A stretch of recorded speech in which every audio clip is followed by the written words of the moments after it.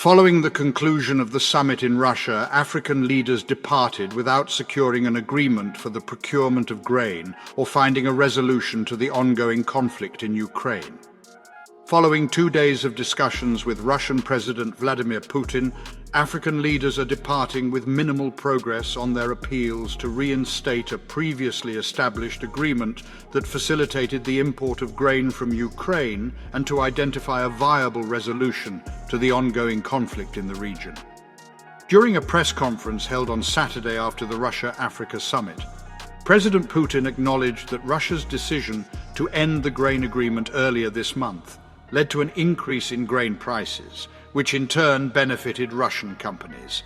He further stated that Russia would allocate a portion of these profits to support the most economically disadvantaged countries. Following Putin's prior pledge to provide 25,000 to 50,000 tons of grain free of charge to 6 African countries within the next 3 to 4 months. This commitment, without specific details, is in addition to the 725,000 tons of grain shipped by the UN World Food Programme to various nations, including those in Africa, as part of the grain agreement. The countries set to receive the complementary grain from Russia are Burkina Faso, Zimbabwe, Mali, Somalia, Eritrea, and the Central African Republic. The number of African heads of state or government who participated in the Russia summit was less than 20 out of the 54. In comparison, the previous gathering in 2019 saw the attendance of 43 leaders. This decline in participation reflects the apprehension surrounding Russia's invasion of Ukraine, even as Moscow aims to forge stronger alliances with the African continent, which is home to 1.3 billion people. Putin commended Africa as an emerging powerhouse on the global stage, while the Kremlin attributed the absence of certain African nations to the outrageous pressure exerted by the Western world. Among those who expressed their views on the necessity of resuming the grain agreement, the presidents of Egypt and South Africa stood out as particularly vocal. South African President Cyril Ramaphosa expressed his desire for the implementation of the Black Sea Initiative and emphasized the importance of an open Black Sea. He made it clear that the purpose of their presence was not to seek donations for the African continent. Russia's President Putin also expressed his intention to carefully review the peace proposal put forth by African leaders for Ukraine. However, the specifics of this proposal have not been made known to the public.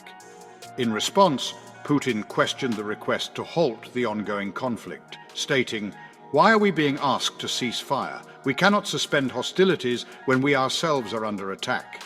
In the trajectory of peace initiatives, the upcoming milestone seems to be a peace summit orchestrated by Ukraine, set to take place in Saudi Arabia during the month of August. It is worth noting that Russia will not be in attendance. The African nations constitute the most significant group of voters within the United Nations and have demonstrated a higher degree of dissension than any other region when it comes to General Assembly resolutions that condemn Russia's activities in Ukraine. During the summit in St. Petersburg, delegations had the opportunity to explore exhibits showcasing various weapons, serving as a poignant reminder of Russia's prominent position as the primary arms provider to the African continent.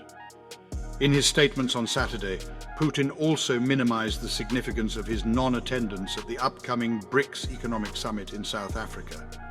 This non-attendance has sparked controversy due to an arrest warrant that has been issued against him by the International Criminal Court. Putin stated that his presence at the summit is not of greater importance than his presence in Russia. To support our channel's growth and ensure broader awareness, kindly hit the like and subscribe buttons. This will help us reach more individuals and disseminate valuable information. Thank you in advance.